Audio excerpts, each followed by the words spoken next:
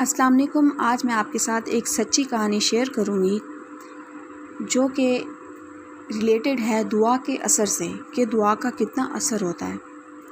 آج جو عذاب الہی پوری دنیا پر اللہ تعالیٰ کی نافرمانی، دولت اور جائیداد سے محبت کرنے کی صورت میں نازل ہو چکا ہے، ہر فرد توبہ توبہ کر رہا ہے، کیونکہ ہمارا شیوہ بن چکا ہے کہ جب ہم پر انفرادی یا اجتماعی آفت نازل ہوتی ہے تو ہم خدا سے توبہ کرتے ہیں۔ جب پریشانی ختم ہو جاتی ہے تو پھر وہی خود غرضی کی زندگی شروع کرتے ہیں، نہ کسی کے کام آنا، اور بس دولت آ جائے تو ہر ایک کو اپنے سے کمتر تصور کرنا۔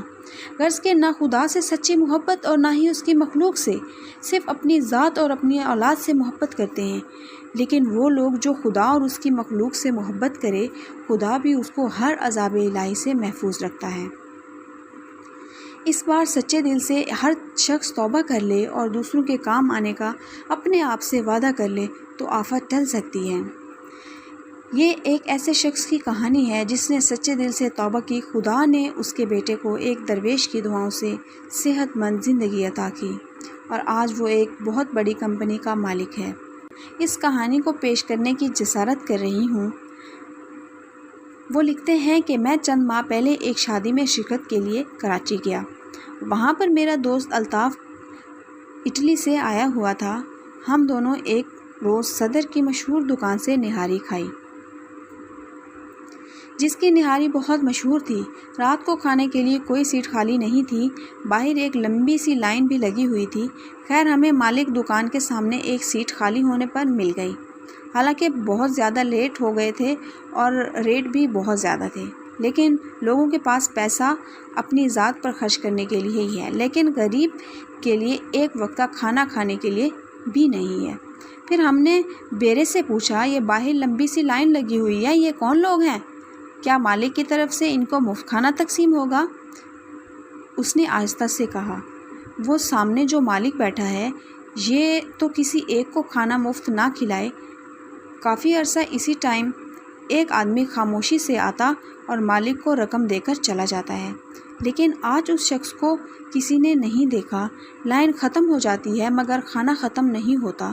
بڑی برکت ہے اس شخص کی کمائی میں، جو بھی ہے اس درویش کا دیا ہوا ہے۔ خیر ہم لوگ نہاری کھانے میں مصروف تھے۔ اسی وقت سادہ سے کپڑوں میں ایک آدمی بیگ لے کر مالک کے پاس آیا۔ مالک اس کو لے کر اندر کمرے میں چلا گیا۔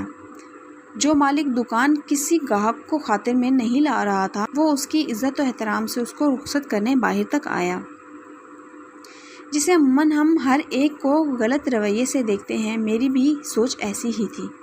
جب ہم کھانا کھا کر باہر آئے تو وہ بھی شخص باہر ضرورت مند لوگوں کی لائن میں کھڑا تھا۔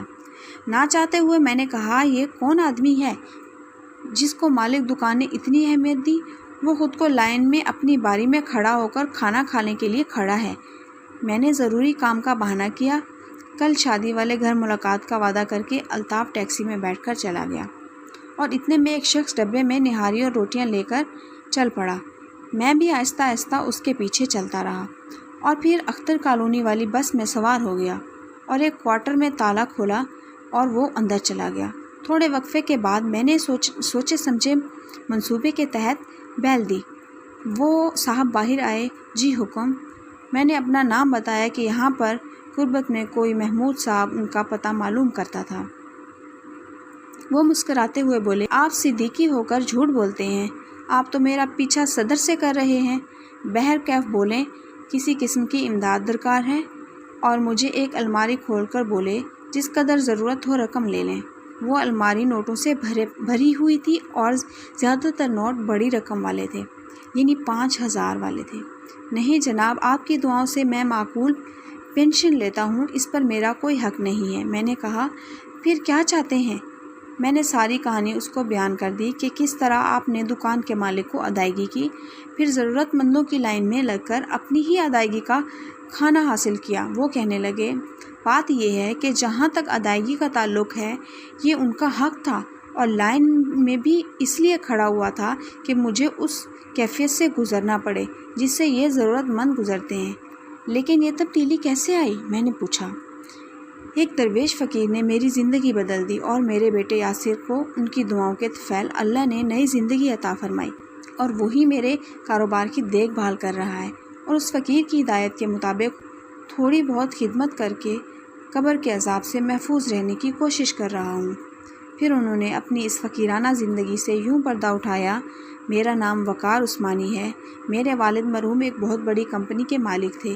ان کے وفات کے بعد تمام کاروبار اکلوتی اولاد ہونے کی وجہ سے میں مالک بن گیا۔ میری بیوی بھی ایک اعلیٰ خاندان کی پڑھی لکھی اور دولت مند تھی۔ غرض کہ دولت ہمارے گھر کی لونڈی ہونے کی وجہ سے میں بہت مغرور اور خود غرض تھا، اور نہ کبھی زکوٰۃ خیرات کی تھی اور نہ کبھی اپنے غریب رشتہ داروں سے رانا تو درکار ان کو اپنے گھر آنے پر ذلیل کر کے گھر سے نکالتا۔ میرا ایک بیٹا تھا، میں نے اس کو اعلیٰ تعلیم دلوائی، لیکن اچانک اس کو ایک دم عجیب و غریب بیماری لگ گئی۔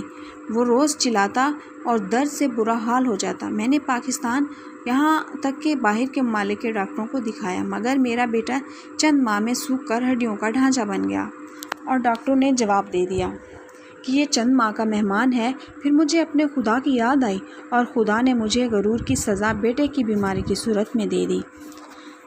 جب وہ پکڑتا ہے تو کوئی چھڑوانے والا نہیں ہوتا، اور بیوی رو رو کر اپنے گناہوں کی معافی طلب کرتے۔ میں نے زکوٰۃ خیرات دینی شروع کر دی۔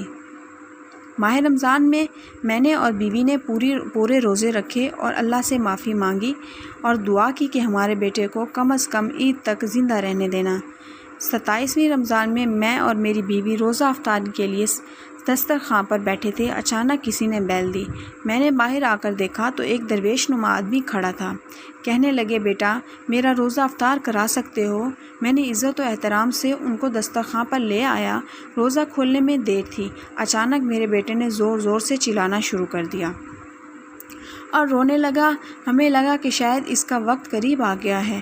میں اور میری بیوی دیوانہ وار روتے ہوئے اس کے کمرے میں داخل ہوئے، اور وہ درویش آدمی بولا: حوصلہ کرو، اللہ تعالیٰ پر بھروسہ رکھو، کچھ نہیں ہوگا، آپ لوگ باہر جائیں۔ ہم دونوں میاں بیوی روتے ہوئے باہر آ گئے۔ آوازیں آنی بند ہو چکی تھیں۔